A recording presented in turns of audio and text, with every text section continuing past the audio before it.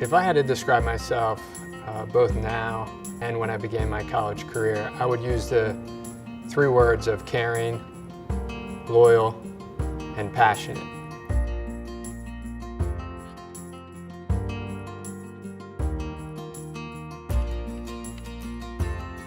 After receiving his undergraduate degree from St. Joseph's University, Pat McGrory's passion led him to a very successful career as a top private wealth advisor with Ameriprise Financial. However, if not for an intuitive tour guide, he may never have become a hawk. When I was on a tour of Loyola, the tour guide was from Philadelphia. And she actually said to me, "What other schools are you looking at?" And when I said St. Joe's, her eyes sparkled. And she said, "You should go to a school with a great basketball program." And I'm ever grateful for that tour guide at Loyola, because it was obviously the right decision to come to Hawk Hill. As a freshman, I did the 19th annotation, the spiritual exercises, with Father Rashford as my spiritual director. And the two main learnings that he taught me were, one, to really find God in all things, in all experiences, and in all people. And number two was to always be introspective to yourself and to the situation that you find yourself in, and ask the question, what have you learned?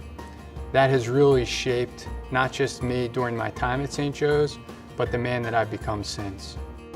Pat has played a significant role on many committees and boards, but none more significant than that of chairman of his family's foundation. The Raskob Foundation for Catholic Activities was founded by my great-grandparents in 1945 with the purpose of aiding the Catholic Church. The secondary purpose was to involve the family in that mission. Over the past 71 years, there's been 5 generations of family members that have distributed around $200 million to Catholic entities around the world. Over the past 9 years, I've had the privilege of serving as the chairman of the board and chairman of the foundation.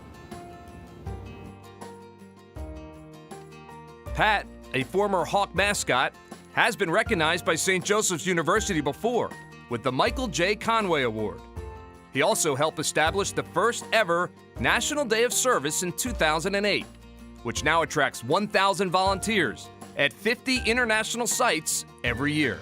Patrick really stands out because of his service not only to the institution, but he's also very dedicated and of service to the church.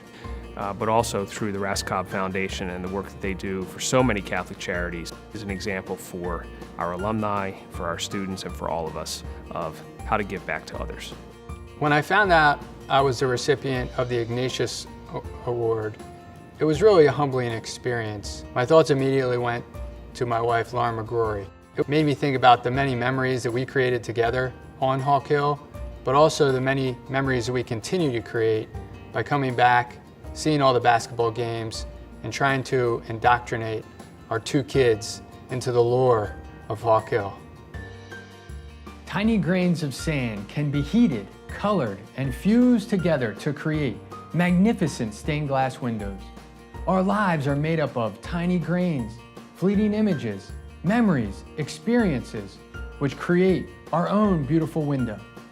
Father Rashford's question, what have you learned? Leading the team onto the court as the Hawk, going to work every day with Jesuit ideals as my foundation, and the greatest of all, at the end of every day, coming home to my wife and Hawk mate Lauren, my kids, Patrick and Julia, open arms screaming, "Daddy," and running at me for a hug. These moments, memories, grains of sand make up our stained glass image that represents our life. I thank all of you who have helped me create these moments. And I ask that all of you recognize that you are stewards of these moments for others. We are stewards of the Ignatius spirit, of the spirit of Hawk Hill. And our collective stewardship is what makes St. Joseph's University the greatest community in the world. The Hawk will never die.